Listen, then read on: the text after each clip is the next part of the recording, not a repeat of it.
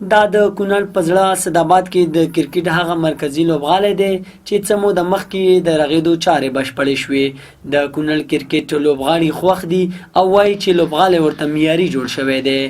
دوی د لوبغالي د پراخېدو ترڅنګ د نندارچیانو لپاره د ناستې د مناسب ځای نشتوالی هغه ستونزه یادوي چې نندارچیان ورسره مخ دي.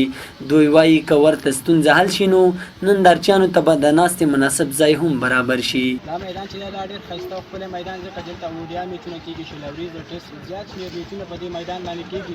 موږ ډېر خوشحاله یو چې موږ ته د افغانستان کرکټ داسې ښایسته ښکلی فرصت برابر کړی ځکه چې ډېر زیات شمېر مینهوال یې د نشهیي توکو څخه هم ژغورلي. د پخوا په پرتله باندې پخوا دلته تولې وي او دا تیږې وایي چې به موږ کرکټ کوو، زموږ سینیر پلیران به کرکټ کوو. اوس ښه دی، شکر الحمدلله چمن دی او ښه لوبو ته یعنې معیاري به ورته یو جوړ دی. خو یو دغه ستونزه لري چې یو د هغې دغه پراخوالی چې دی که د هغه په نظر کې ونیول شي، کوم هغه سټنډرډ هغه کوم هغه ښه معیار چې دی هغه پراخوالی نظر کې ونیول شي او تماشچیانو دپاره یو مناسب ځایونه جوړ شي. کونړ له کرکټ بورډ مسؤلین بیا یا د ستونزه مني خو حل یې په خپل توان کې نه بولي او وایي چې په دې اړه باید مرکزي کرکټ بورډ اقدام وکړي. کرملا نوري د کونړ مرکزي لوبغاړي مسؤل میدان چې دی دا په انټرنیشنل سطح باندې په نیشنل سطح دی لوکل ګراوند دی.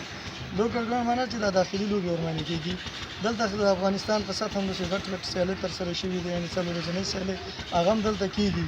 نور د نیشنل ټیم پلیران دوی هم راځي دلته د میچونو لپاره او د کونړ د لوبغاړو لپاره خو روزانه دلته سهار کې یو میچ وي، پس د وخته یو میچ وي دلته ترسره کېږي او د کونړ لوبغاړي ښه خوشحاله دي، ښه په معیاري ډول جوړ دي. لږ لږ مشکلات پکې شته دی، هغه د تماشایانو د ناستې مشکلات دي.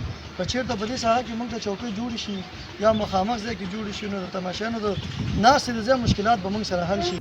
د یادونې وړ ده چې په دغه لوبغالي کې د ختیځ زون سربیره ولایتي سیالۍ هم ترسره کیږي.